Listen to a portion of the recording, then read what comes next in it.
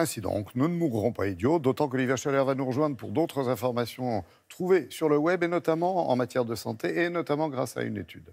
Oui, une étude menée en Chine par des chercheurs chinois et américains qui affirme que la pollution de l'air a un impact sur nos fonctions cérébrales. Cette étude, elle montre que les résultats aux tests de langage et d'arithmétique sont plus mauvais dans les zones exposées à un haut niveau de pollution. Donc la pollution est mauvaise pour le corps, on le savait, mais elle est aussi pour la tête apparemment. La Chine qui est particulièrement concernée puisque c'est le plus grand émetteur de gaz à effet de serre et que 3 millions de morts prématurées sont causées chaque année par la pollution.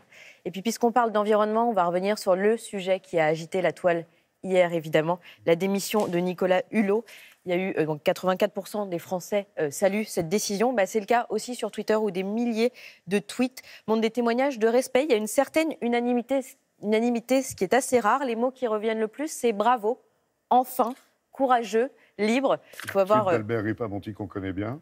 Voilà, il faut parfois avoir le courage de sa liberté. Ça, les tweets l'illustrent bien. Et puis il y en a deux que j'ai retenus.